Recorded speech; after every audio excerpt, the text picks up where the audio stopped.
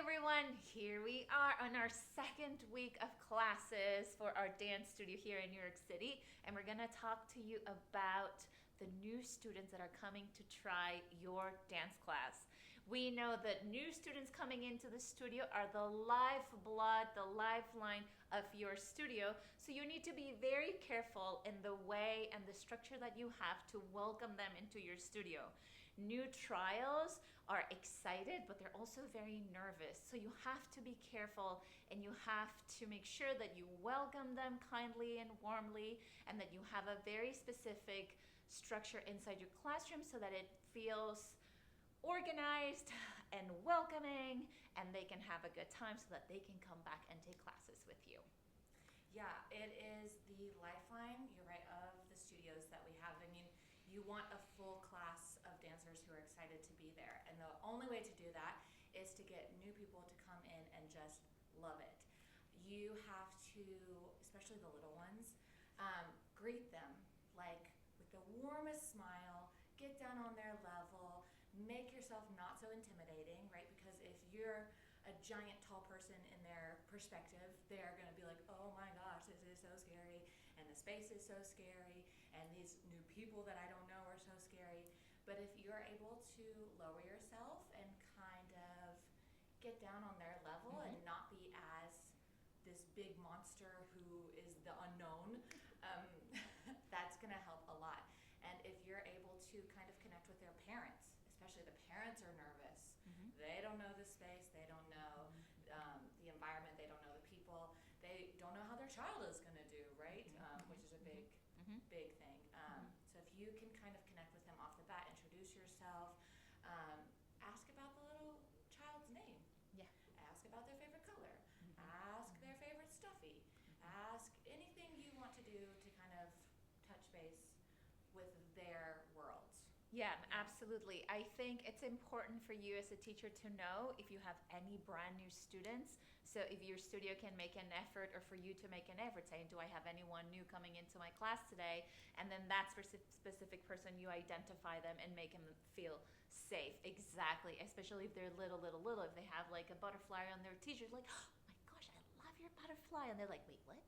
And then, they start warming up to you. The same thing. The parents are super nervous, like Lee said. So you make them feel safe assertively, but they don't need to come into your classroom if that's what you, and you can say it with such a kind smile. And then the child will feel safe. The parent will feel safe. They can separate, and then you can have a nice class. There's another thing that we do at the studio is that we pair them with a buddy. So if you know the dancers in your classroom, you maybe don't know the dancers in your classroom, but if someone looks very friendly, you're like, hey, Lucy, come in here. Let's meet our new buddy, Sylvia. Sylvia and Lucy, would you be buddies in the classroom today so that you can dance together? Or you do a special something for them so that they identify, they feel warm, and they're welcomed into the classroom. Yeah, absolutely. I also think the buddy system is great because it helps that person, the child who you select, feel a little bit special and like a role model. I've had that happen where the child has said no and then walked away. Yeah. So you can pick another one. Just pick another one until someone says yes. And they may not dance together at all during that class. They might not talk to each other. They might not interact at all.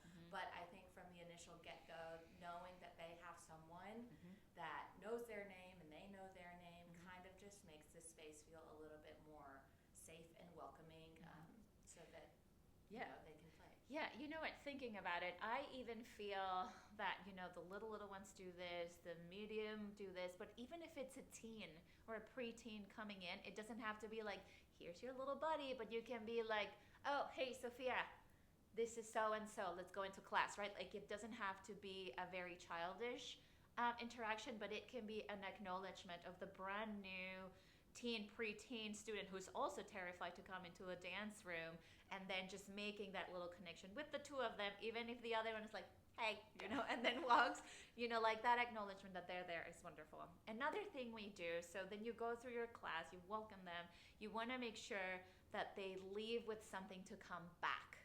So on the trials, right, you have to make sure that the beginning of your welcoming experience is wonderful and like targeted and caring. And then at the end of the class is the same thing. You can check in with the parents, or you can check in with them, or you can give them something to do or to find out, so that there is a return, so that they're looking forward to come back to your classroom. Yes. We've done in the past, stickers are a very general thing. Studios love to give stickers. In the past, we've done things like passport books, where you get a sticker for each page, and they take them home and they want to come back with their passport to get another sticker to put in that book. We've done necklaces where a student gets little beads to add onto their necklace, so they want to bring that back and add on the bead. So those things are great, as she was saying, to have an idea of wanting to come back to get that thing.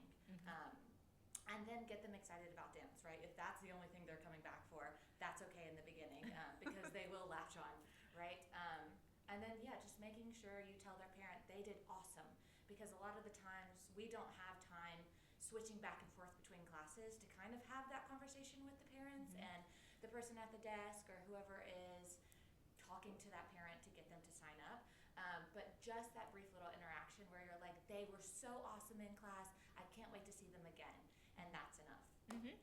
Yeah, absolutely. And I think if you don't have time to prepare something like the beads or the stickers or whatever, because we all have different experiences, I think even just telling that little dancer, you did amazing today, I can't wait to see you next week, right? So it's like you're tying it with the bow, you welcome them, and then they go out and they're like, yes, and then they want to come back, and then you can have a wonderful season with them and keep connecting.